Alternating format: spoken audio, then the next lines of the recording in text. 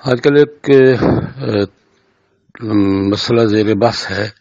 کہ Saint of Pakistan میں ایک بل پیش کیا گیا ہے جس کا مقصد ناموس رسالت کے تحفظ کے قانون میں ترمیم کرنا ہے، اور ترمیم یہ بیان کی جا رہی ہے کہ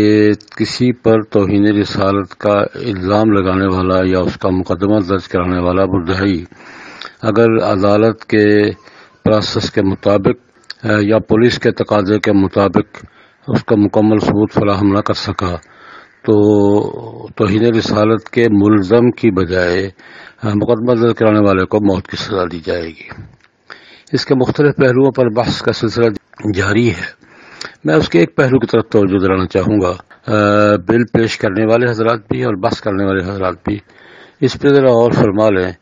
کہ ایک شخص اس کے سامنے جناب نبی کریم صلی اللہ علیہ وسلم کی شان اقدس میں یا اللہ کے کسی سچے پیغمبر کی شان میں گستاخی ہوئی ہے، تو ایک صورت تو یہ ہے کہ وہ قانون کا راستہ اختیار کرے اور قانونی پروسیس کے مطابق مجاز اداروں کو اطلاع دے، رپورٹ درج کروائے اور ان سے کہے کہ وہ تفتیش کریں، اگر جرم ہوا ہے تو اس کی سزا دی جائے۔ لیکن اسے یہ قانون اس کو یہ سامنے یہ صورت پیش کرتا ہے کہ اگر وہ عدالت کے تقاضے کے مطابق یا پولیس کے تقاضے کے مطابق مکمل ثبوت فراہم نہ کر سکا تو نتیجے میں وہ خود موت کی سزا کا مستحق ٹھہرے گا اور پھانسی پہ چڑھ جائے گا۔ لیکن اگر وہ اس چکر میں پڑے بغیر خود ہی کارروائی کر ڈالتا ہے اور توہین رسالت کے جس کو آپ سمجھتا ہے اس نے مار دیا ہے تو اس کے نتیجے میں پھانسی چڑھ جائے گا۔ اب غور فرمائیں کہ یہ شخص کون سا راستہ اختیار کرے گا کہ مقدمے کا ثبوت فراہم نہ کرنے پر موت کی سزا پائے یا توہین رسالت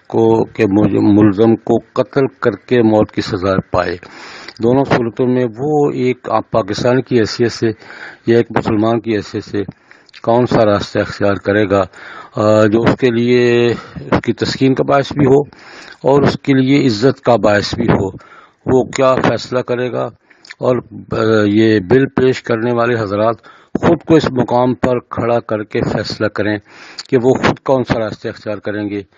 اور کیا یہ بل